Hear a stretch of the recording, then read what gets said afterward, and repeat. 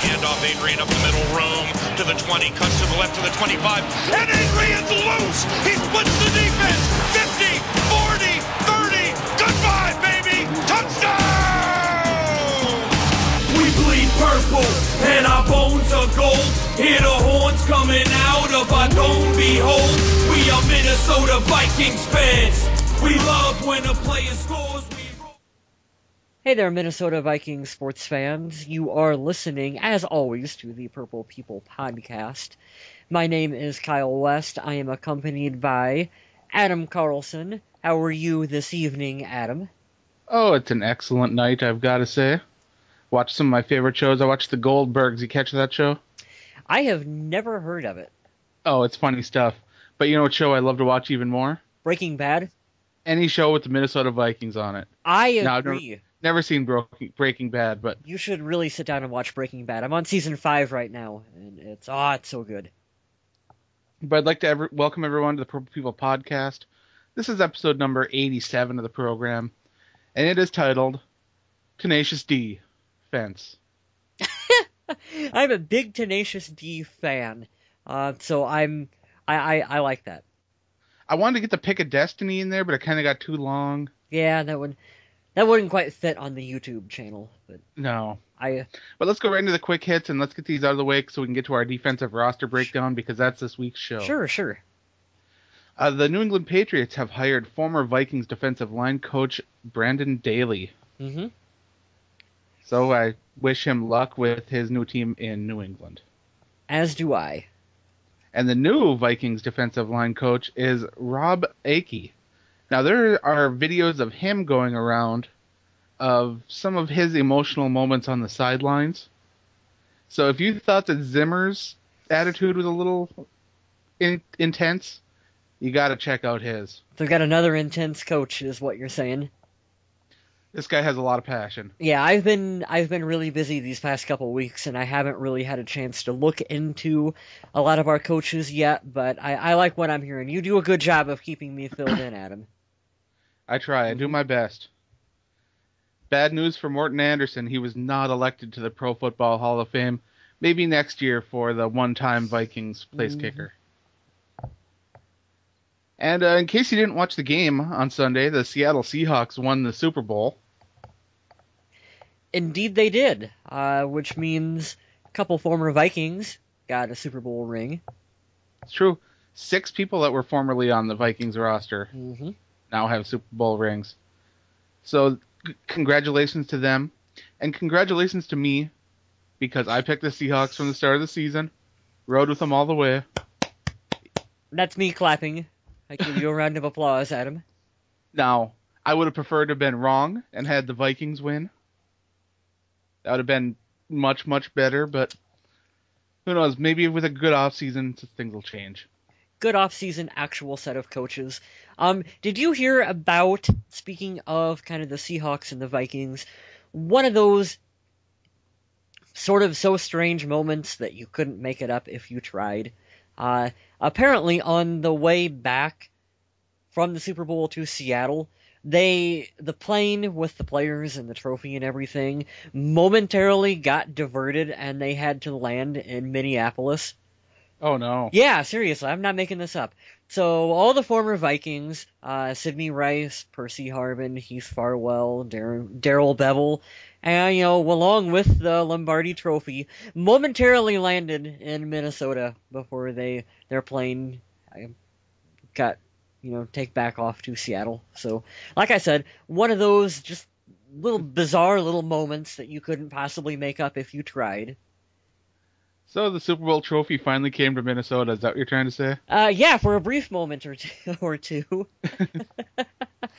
Percy Harvin, last little bit here, tweeted out a photo of him sitting, I don't know, looked like he was sitting in a movie theater, but it must have been someplace in the Seahawks facility. But just him with the trophy, flashing his little gang symbol or whatever he was doing with his hands down there. And, that was one of those moments as a Vikings fan where you look at that photo and you go, that should have been captioned 2009 Minnesota Vikings. You know what I mean? Like that should have been. I hear you. That should have been Percy in 2009 being a part of us with that trophy, but it sucks. Hopefully, though, I do have confidence that we finally got the right people in place, that we'll get the right roster in place, that we can finally get this done. So on to the next order of business. Have you been keeping up on this Doug Baldwin, Chris Carter thing? No, I haven't.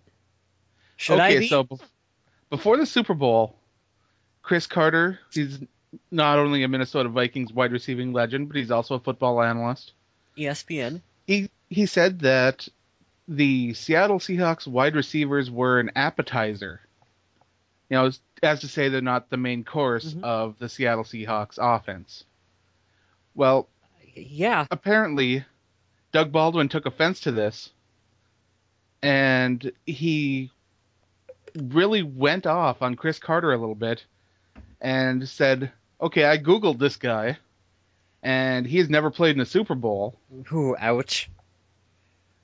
And if he wants to Google me, he can take a look at my championship ring, or I can show it to him in person.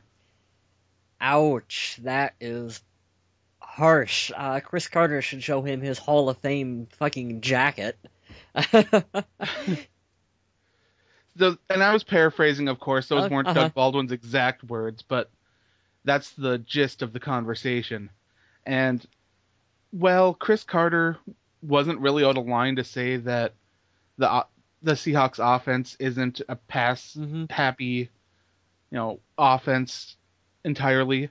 I think that he could have chose a better way of expressing that.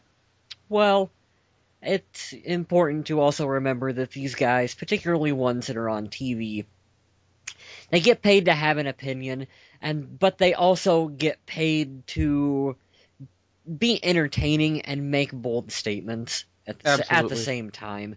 So, as for, what did you say his name was? Doug Baldwin? Doug. Do you think Doug's going to make the Hall of Fame? Like Chris Carter? I don't know. If Doug can pile up more championships, maybe. Yeah, I don't know. You should show a little bit more respect to someone like Chris Carter, who... Now, I don't know if you're following the Olympics that are going to be coming up here in Sochi, but there's going to be an Olympic bobsledder named Asia Evans that's going to be on that team, and that is the sister of Minnesota Vikings defensive tackle Fred Evans. Really? I did not know that. That is an interesting little fact there. So that's something to look forward to if you want to cheer on a little bit of Vikings lineage. And my last quick hit of the day, this is a big one for Kyle West. April 6th is the day for open auditions for the Minnesota Vikings cheerleading squad. So get down there, get your pom-poms shaking, and get on that squad. I will have to see what I can do. Maybe I'll have to request that day off tomorrow when I go into work. Or if nothing, if you're just a dude that enjoys seeing chicks shaking around in purple and gold, there'll be a lot of cheerleaders in Minneapolis that night, I guess. Yeah, are the tryouts open to the public? I'm not sure. Can we attend that? I kind of hope not. Because that'd be a little weird. But that's all I have for quick hits. Let's go into the roster breakdown. Now, this is the meat part. We just had the potatoes. This is the meat right here. And we're going to go right in to the defensive ends because that's the biggest, most talked about part of this Vikings defense as far as people leaving, who's staying. So let's talk about the two people that the Vikings have right now that are going to be staying, and that's Brian Robinson and Justin Tretow. Mm-hmm. The two players that are looking at leaving in free agency are currently Jared Allen and Everson Griffin. Mm-hmm. Now, one of those guys you would love to see come back. Honestly, does it matter which one at this point? Not so much.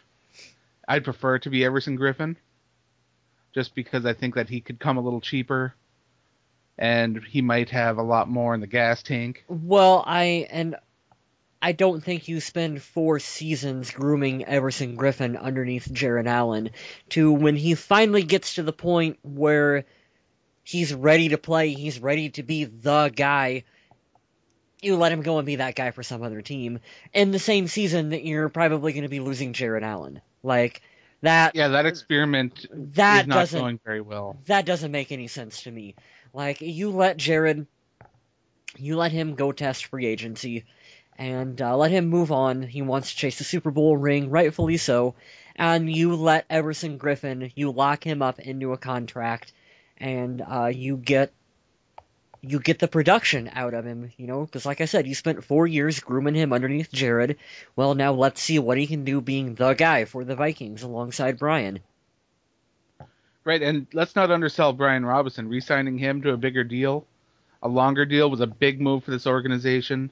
They needed to have some stability at defensive end, and I'm glad they at least locked him down for a while. I like him, and Brian, he's 30, but he doesn't have a lot of tread on the tires, so to speak. Right. So he's a young 30.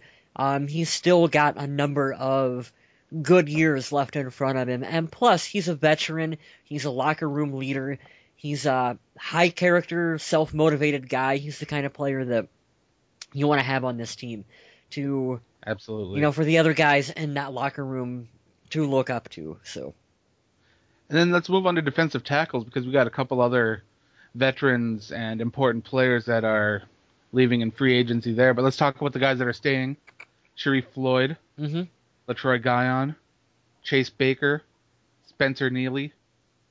Those gentlemen will still be on the roster, with Kevin Williams and Fred Evans destined for free agency. Yeah, and I'm not really too concerned about big old Fred Evans. I mean, I like him, but at the same time, like, well, let's see. If you can get him back, you can get him back. If not, okay, fine. I would be much more comfortable if it was Guion leaving in free agency than Fred Evans. Yeah. To be honest. Because I like Fred Evans as a defensive tackle more than I like Guion, but I think we'll see the Vikings in the draft picking up a big fella to play the nose or Definitely. play next to Sharif Floyd, so that whole argument there might be moot. It's I'd say pretty foregone that I think Kevin Williams will be gone too. Whether or not I'm not positive about that. It sounds like Really? Kevin Williams is willing to accept a bit of a discount to stay in Minnesota. Now, I don't know if it's discounted enough to make it worthwhile, and he'd have to understand that his role would be shortened because of Sharif Floyd. And I don't know if that includes him possibly moving over to play next to Sharif Floyd. I don't know what all would entail in this, or what has to do with it, but there sure are some interesting scenarios if Kevin Williams does return to the Vikings. What, and that'd be awesome, because I'm a Kevin Williams fan, and him coming back in a bit of a reduced role, he could benefit from from doing that, having some younger players around him and less snaps on the field, and absolutely, sharing his, he's got 11 seasons worth of experience at this point. Sharif Floyd, he'll benefit from that, benefits from having someone like that in the locker room. And like you said, defensive tackle will be a position that they're going to look to fill through free agency, through the draft, maybe even both. Maybe. At linebacker, we got a couple guys that will be leaving too, but we also have Chad Greenway, a guy that a lot of people are saying might be a cap casualty this year, but I would be super surprised if that happens. That's not going to happen. Then we got Audie Cole coming back. You can pencil him in as the starting middle linebacker, but I don't know how long that'll last because the Vikings will have new evaluations of talent. Got the draft, free agency, all that coming up. Who knows, even a player like Gerald Hodges, who will remain on the roster, might get a longer look at outside linebacker. I'm excited to finally, these new coaching staff, Mike Zimmer, can give guys like Gerald Hodges, Michael Motti, more of a look, more of a shot. Let's see what these guys can do. Not be so, I don't know, you guys know how Frazier was when it comes to starting veterans over rookies, and right. Hopefully we can get more of an actual level playing field competition. May the best man win coming into 2014. And that brings us to the enigma at linebacker. One that I have no idea what's going to happen with him, even though he is scheduled to be a part of the Vikings team, and that's Aaron Henderson. Yeah. I don't know if the Vikings are going to move on from him because he's had the recent stints of problems legally, He lost his starting job to Audie Cole, and they're paying him quite a bit of money to be a backup right now, so I don't know what's going to happen with him. Yeah, I'm going to imagine they're going to cut ties with Aaron Henderson. Linebacker is another spot that's pretty obvious that the Vikings are going to be looking to enhance this off season. Definitely. And Aaron, I don't know how I want to say it. I don't want to describe him as a locker room cancer because he's not. That's not the right way of putting it. But at the same time, he's one of those players. He's making a lot of mistakes off the field. Yeah, he's one of those players that I kind of feel like maybe would benefit from a change of scenery, go to another team, get him out of the locker room, that kind of thing. Possibly. And the Vikings will be losing 3 linebackers to free agency: Desmond Bishop, Marvin Mitchell, and Larry Dean. Desmond, I wouldn't be surprised. I know he got hurt. I don't know how big of a market he's going to have. I liked how Desmond Bishop played when he was healthy, and Definitely. would not mind seeing him come back to the team, and hopefully, fingers crossed, he could stay healthy and get a full season out of him. I would like to see that. That'd be fantastic. When he played, he proved me wrong. I thought that he was going to come back and be slow and be out of position. And during the preseason... He was a little rusty. He came out a little rusty, Yeah. but then he sure showed me. What did he get hurt with again? I don't even remember. It was an injury to the same leg, but it wasn't... I want to say it was a knee this time, and it was a hamstring last time. I'm not 100% positive, though. Freak injuries, but that is one of those things that starts to worry you a little bit. Like, is he going to be able to have the same explosion, the same whatever on the field? You know, it does start to add up over time. But And now we're on to the position that I think right now we need the most help if you're a fan of the Minnesota Vikings. We're at cornerback. oh, Now, 2 of the Minnesota Vikings cornerbacks that have been a part of the team for a while, Chris Cook and Marcus Sherrills, are both destined for free agency. I know a lot of Vikings fans are down on Chris Cook, but I would love to see him stay on the team in a reduced role. I'd like to see Marcus Sherrills return as a punt returner because he plays a lot better than people give him credit for. I like Marcus Sherrills. I'm confident he'll come back with the team. Chris Cook, I could not disagree with you with anymore. He has to go. His time, it's over in Minnesota. Like, just get out. Just leave. It's not worth it anymore. He would benefit from having a new surroundings, new locker room, new everything around him. And Minnesota, experiment's over with Chris Cook. I'd love to see what he could do in a changed system where he can be a little more physical and be a little bit more man on man than in the system that he was in, and I think that could really benefit him. Who cares? Let him go to Tampa Bay with Leslie Frazier. I am over the Chris Cook experiment in Minnesota. Xavier Rhodes, his rookie season, played better than Chris Cook did in 4 seasons combined. Yeah, but past Rhodes on the players that are left, there honestly isn't a whole lot of players that could step into a starting role. There's Sean Prater, there's Robert Steeples, and Kip Edwards. Kip. The Vikings will be looking in the draft and free agency for a cornerback. They've already been linked to a couple. And if you follow free agency, I'm sure you've already heard the name of Altron Werner being thrown around. So fingers crossed on that one. But the Vikings will need a lot of help at cornerback, and we will see moves made this offseason to improve that position. Corner is probably the most frightening spot on our roster to me, because there's more holes in that area than what you can fill in a single offseason. Our college scouting department better be looking all over the place for guys for early round, late round value. We're going to need lots of help at that position. Oh, yeah, early, late, undrafted free agency, they better be looking everywhere. Yeah. And strangely, we have the exact opposite situation going on at the safety position in Minnesota. I like how we're We setting have with safety, don't you? nobody leaving. Yeah. Harrison Smith, Jamarcus Sanford, Andrew Sendejo, Robert Blanton, Mistral Raymond, all set to return. That is a good group of guys. I think so. I like Yeah. how Andrew Sendejo stepped into the role this year when injury happened. Sanford and Raymond both can play at high levels. Blanton's a really good special teamer, and when he had to step in at cornerback because of all the injuries, he played a pretty good job, and he played safety fairly well. To be honest, the safety position I'm feeling okay about. Yeah, me too. You know, Jamarco was a guy that I viewed him as a liability before and wasn't a big fan of his, but he has slowly, man, he's won me back. And like I can say I'm a fan of Jamarcus Sanford out there on the field. And a healthy, developing Harrison Smith. Harrison is going to be scary. Boy, you give him a couple more seasons under his belt, and he will be a top 10 safety in the league for sure. He's got to play a little smarter. He's got to make sure he wraps up his tackles all the way, and staying healthy is going to be a big thing for him too.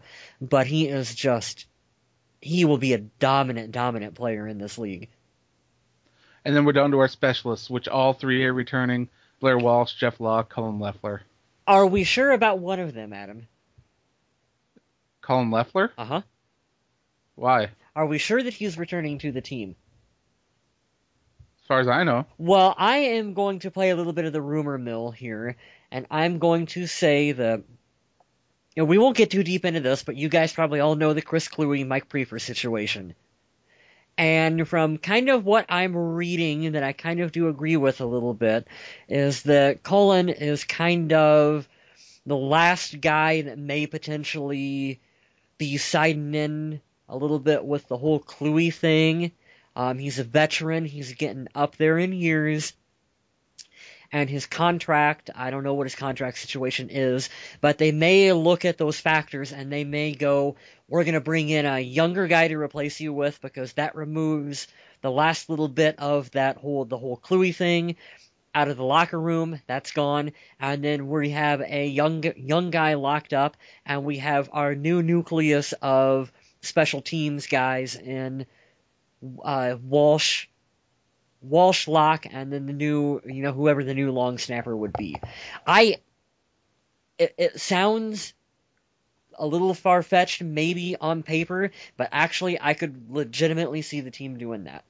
I could see it happening, but I don't want it to happen. I like Cullen Leffler. I think he is a fantastic guy for the community. He's one of the most efficient long snappers in the league. Long slapper. I can't believe I almost said that. That'd be a heck of a position. You gotta have long arms for that. Continue your train of thought. But I would love to see Cullen Leffler return and work with Blair Walsh and Jeff Locke. Because right now the backup long snapper on the Vikings, Jared Allen, and he will be gone, most likely. So not only would you have to find a new long snapper, you'd have to find a new backup long snapper. And to be honest, I have never scouted a long snapper in my life. I've done many mock drafts. Lots of different players have come across my table when I've done draft research. I've checked out people that were even bound to be 7th rounders, undrafted free agents, and I've never once drafted someone based on their ability to be a long snapper. I don't know if anyone in the history of fan-made mock drafts has ever included a long snapper. Do long snappers even get drafted? I have no idea. That cannot be a position that you get drafted. Long snappers, that has to be a position. Second round, lock up your long snapper. Jacksonville. No, that's not Jacksonville. Jacksonville's on the rise. Cleveland Browns. Cleveland. The new regime in Cleveland are with a 4th round pick. Yeah, so if you're listening to this and you have any idea how people where do long snappers come from? Because to be honest, I'm too lazy to do the research and go and see where all these long snappers were drafted and all that. But if you know, heck, feel free to shoot us over a message. Twitter for Kyle, Facebook for me. And that's all I have for this week. yeah, I'm just floating through, making sure we didn't really miss anyone. The reserve/left squad, Christian Ballard still has that designation. I don't know if that's going to carry over for probably the remainder of his contract, It will. which would have to be maybe coming up after this season. Yeah, I think this is the last year he's under contract. Yeah, and I would say the chances of Christian Ballard coming back to the team are 0. No, his heart isn't in football anymore. Yeah, so he doesn't factor into that. Otherwise, Spencer Neely, did you mention him at defensive end? No, I did not. Spencer Neely is one of the young guys that's got a reserve/futures contract. So he will be out there. You can look for him in, Mankato. He'll be in camp. He'll be in camp. Otherwise, we have a defensive tackle, Randall Keaston, I believe is how you pronounce his name. Yes, he was also signed to a reserve's future contract. Yep. So he's another one of those Mankato training camp guys to look out for, and that's pretty much that is the last of the guys down there at the bottom of the list. Sounds good. Do you have anything else you'd like to add for this week's show? No, I'd just like to thank everyone for listening. If you guys have any topics you'd like to hear us cover, you can go ahead and let us know, like Adam said, on Facebook or on Twitter. Yep, absolutely. And we're entering that off-season time now where we're going to start talking about free agents and drafts and the new coaching staff. So feel free to shoot us over any messages about topics, anything you'd like us to touch on. If you know somebody that would like to be on the show maybe for a little bit and host for a little bit, who knows? So shoot us a message. You never know what can happen. And I think that'll do it for this week. Yep, check me out on Facebook on the Viking Age. Or you can just go to thevikingage.com, read my articles there. I also take care of the Purple People podcast page on Facebook. If you check out at Purple People Pod on Twitter, you'll get Mr. Kyle West there, and he will handle your query. That would be me. In the meantime, I'd like to thank everyone for listening and remind them to stay classy, Minnesota.